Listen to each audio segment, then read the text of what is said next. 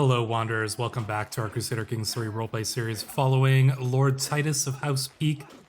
And here we are in the final days of the War of Four Crowns, in which Queen Myrcella was set upon by the forces of Stannis Baratheon and the forces of Dorne, pushing forward their candidate for the crown, Aegon Targaryen, the son of Rhaegar.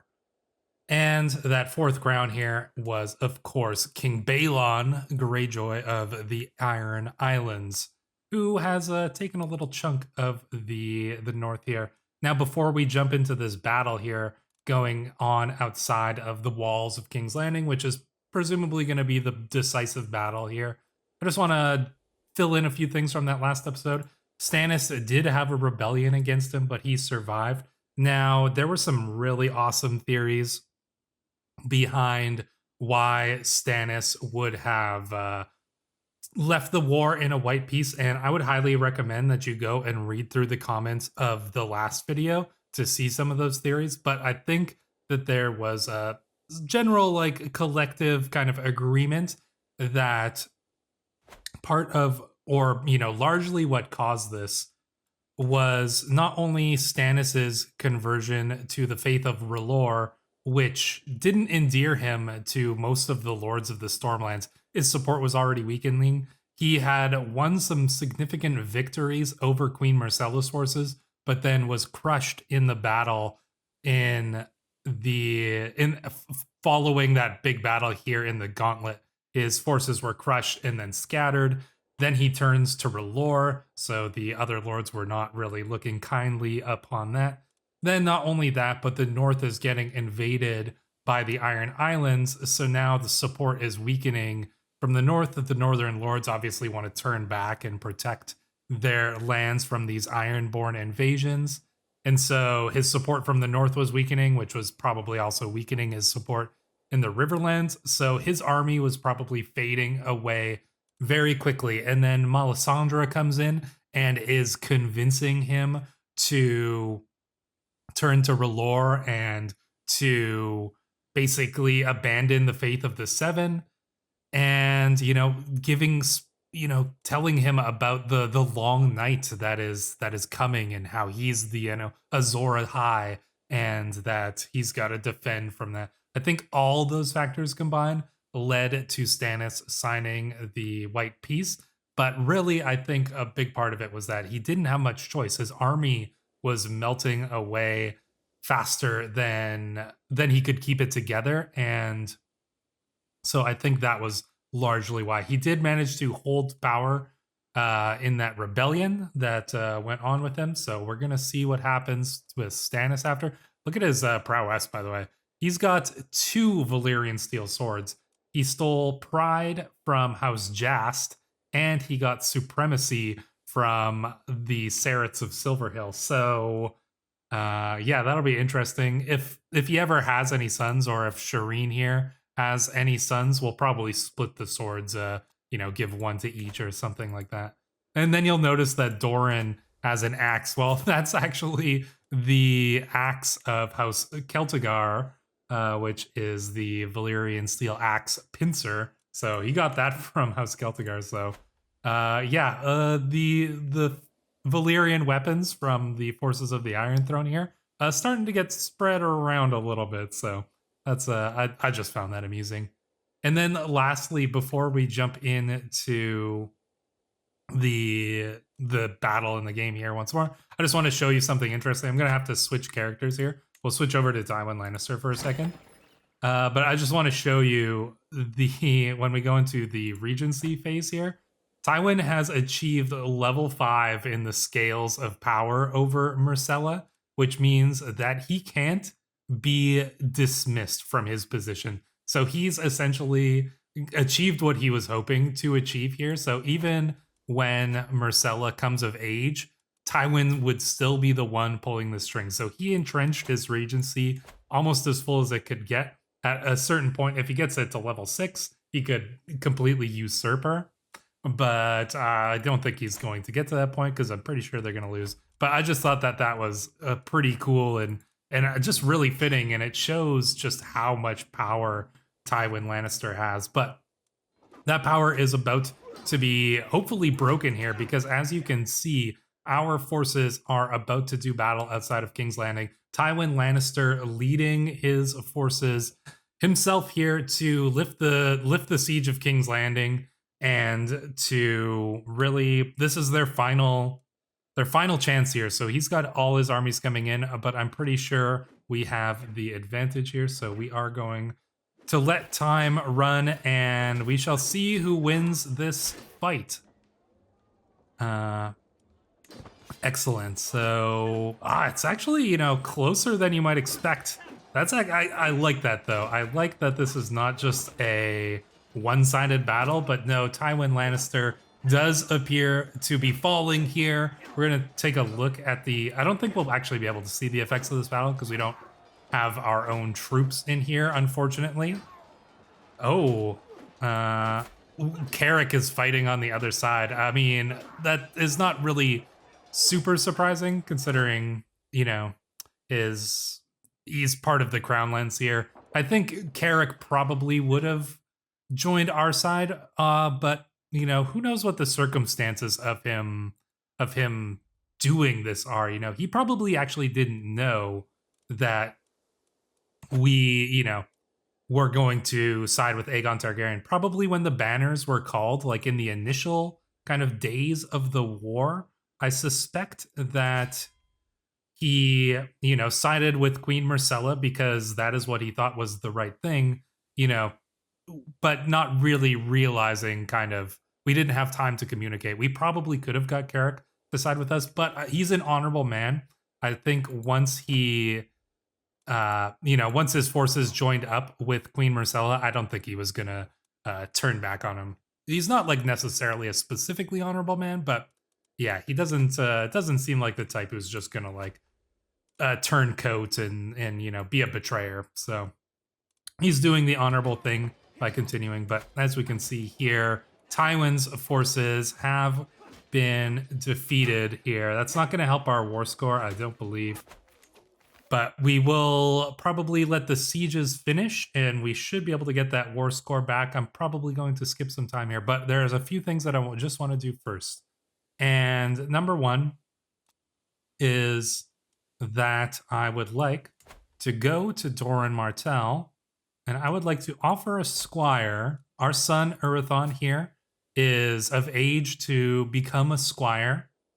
And who are we going to offer him to squire for? Obviously, the perfect choice here is Aegon Targaryen. So our son will squire for the future king, which is basically, as you know, that is setting up your son for success as much as, you know, is possible. Aegon, he's not a good guy. Callous, fickle, gluttonous, chaste. Yeah, not really. He's not a really good guy at all. But he is soon to be the future king. And that is, you know, being his squire will hopefully set our son up for success in the future. So we're going to offer our son up as a squire to the future Targaryen king here. And we should probably soon see success here. Are our allies going to finally siege down the King's Landing? One can only hope. I think that this war is pretty much done, though.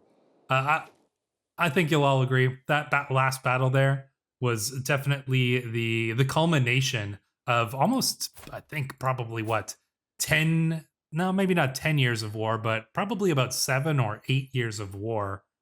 And now it seems like things are winding down. I mean, you know, their forces have been mostly obliterated. There's not much left for them, I imagine. But really, a lot of lords have died here. Lord Olivor of House Oakhart lost his arm and then died from internal injuries. I can only imagine how many lords and such have died in these various battles. But yeah, we'll let some time pass. We'll just finish up the sieges. If I have to control Dorne for a little bit just to get the sieges done, then I will. But really, I think that this war has been decided. And so here we are. As you can see, we have finally captured King's Landing itself. That took another, I think another year and a half to finish that siege. Maybe it was closer to 2 years. Understandable, I think there was one more battle here as well. We brought our troops over. We assisted with the final siege. The forces held out, Tywin, I can imagine, maybe Tywin took the city back, for a time, and then we had to come back and siege it down. And then finally the last holdouts in the Red Keep itself. But finally it is done. And we have been successful here. So a few events did happen kind of just in between. Nothing really too important. Our daughter came of age. She's pregnant now. Our son has just continued his training here. We ended up getting to a rivalry here with John Roxton.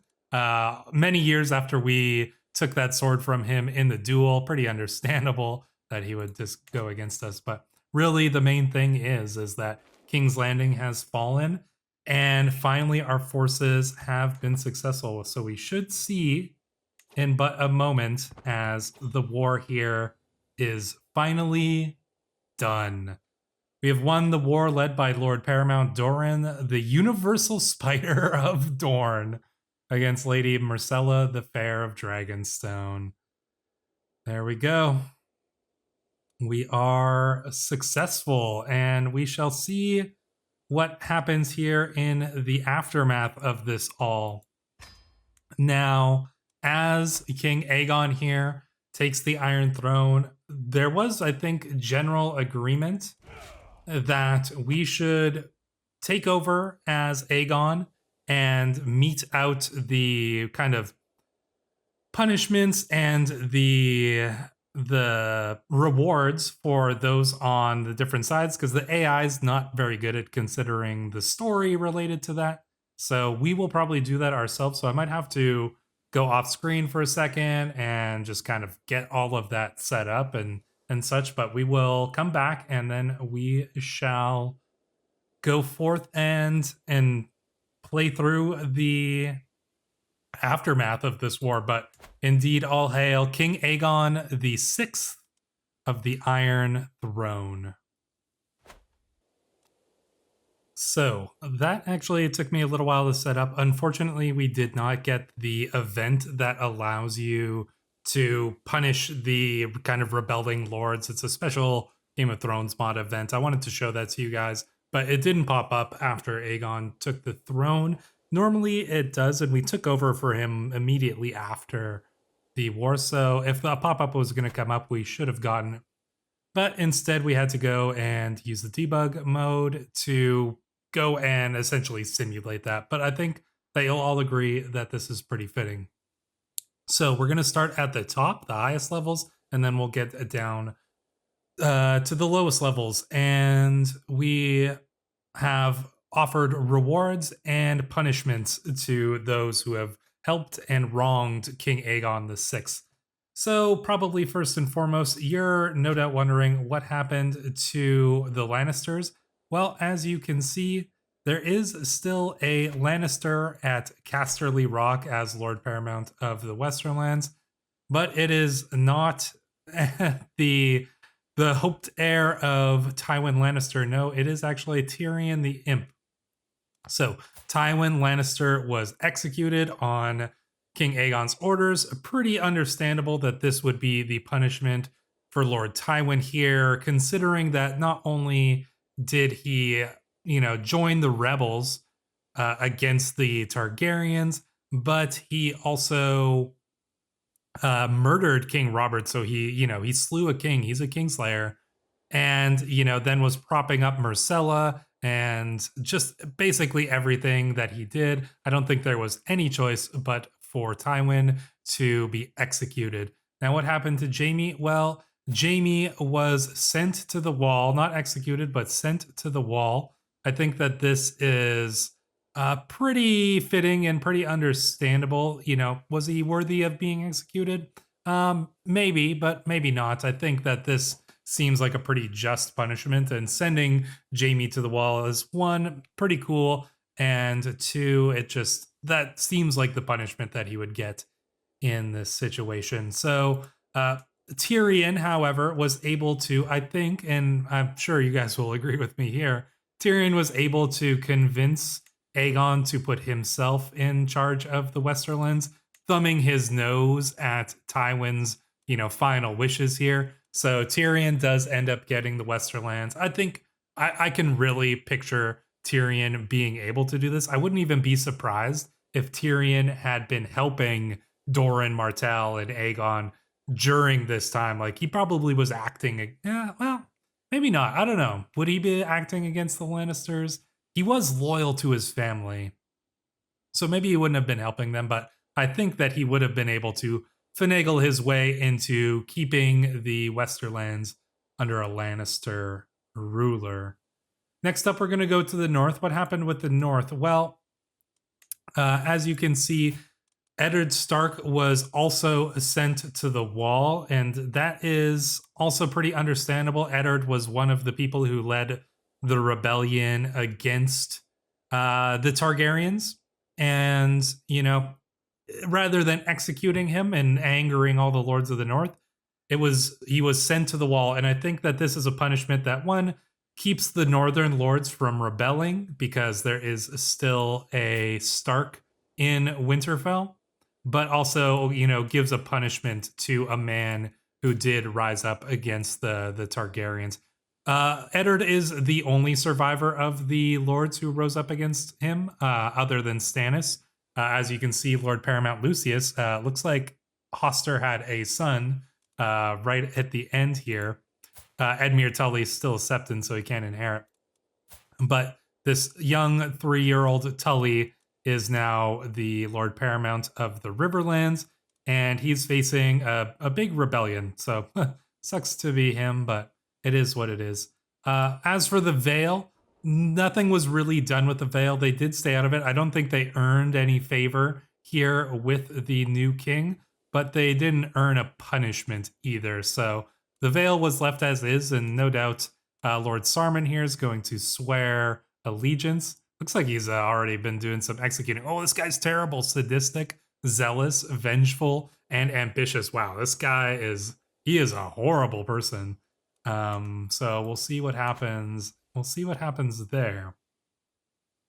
Before we go into the Stormlands and Dorne, nothing really major was, given or done to Dorne, because they already have this betrothal between Princess Cedra and King Aegon. That was essentially their, reward for putting Aegon on the throne, is to solidify Dorne as essentially the most influential of all the 7 kingdoms. And they have really managed to do so, I think, by arranging for this marriage. So we're going to keep this marriage. I think that Aegon, understands that Dorne is his biggest supporters, and Doran Martell here is, in fact, going to be a very useful ally to the new king. Actually, and I forgot probably the most important thing. What happened to Queen Myrcella, the former ruler of the Iron Throne? Well, let's look at the title history here, and we can see Silent Sister Myrcella the Fair. So rather than execute her or anything like that, she was essentially forced to become a Silent Sister, setting aside her house name and her very voice in the name of piety. So this, I think, is like the perfect punishment for Myrcella. She didn't really do anything wrong. She wasn't worthy of execution or anything like that. She couldn't, Aegon maybe could have executed her just as like a rival, but I think that he was probably convinced by Doran to instead make her a Silent Sister.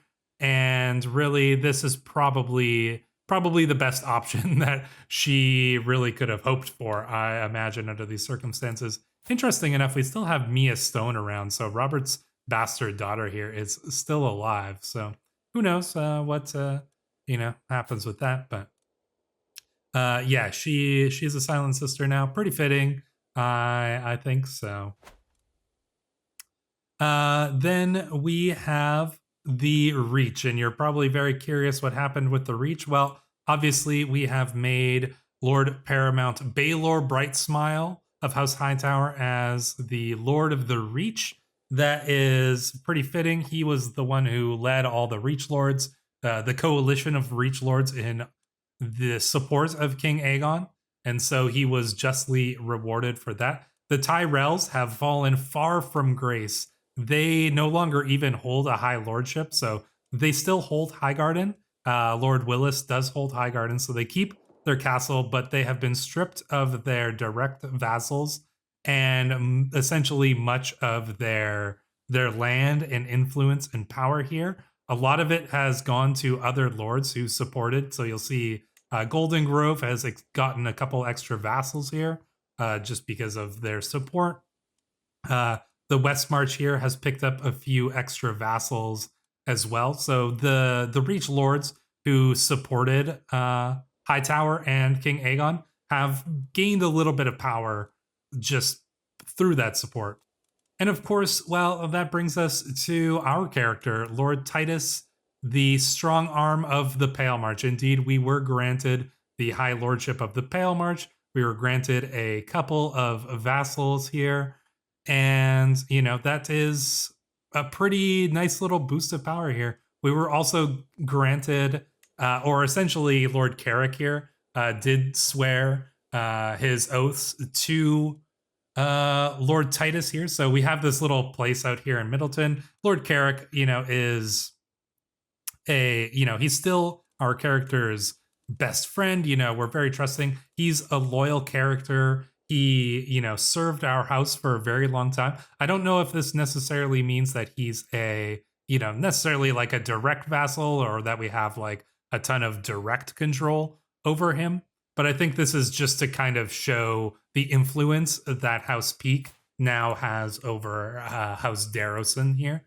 So I think that was just our way of showing that. And I think that's pretty fitting. It's also going to keep House Darrowson relevant in the rest of the game because he will still be one of our vassals. So, House Darrowson will still have a role to play in the story here. And I think that's a good way of explaining that. Anything else here? It looks like the Iron Islands is in a little bit of trouble here. Balon did died from his wounds. So, kind of fitting. Looks like they've expanded a little bit into Flint's Finger against the Northern Lords here. A couple independent lords here that might end up getting taken over by the Iron Islands, but looks like Roderick here, who is suffering from leprosy, is facing a bit of rebellion and he's not doing too well. So we can probably expect that his brother, Prince Marin here, might end up taking over at some point. You're probably all curious why I've left out Stannis. Stannis is obviously still here as the Lord Paramount, but King Aegon has sent a letter demanding that Stannis present himself at King's Landing. And one could imagine that that is probably for punishment and not for reward. Now, I didn't want to go and just directly do this and, whatever kind of punishment King Aegon's going to have for Stannis. I didn't want to do that directly because I wanted to send out that imprisonment notice, and we'll let Stannis do with that what he will. I don't think he's going to come quietly, but I mean, you can see already he was, we can't see it here, but I'm pretty sure he's leading a faction or started a faction to push his claims on the Iron Throne. So yeah, King Aegon summoning Stannis to King's Landing, and Stannis is presumably going to refuse here. So I imagine once we start time again and we let a little bit pass, we're probably going to see a war starting up here as Stannis refuses to bend the knee. We'll see if, who joins up with him here. And if anybody, doesn't look like we're getting a lot of support for Stannis here.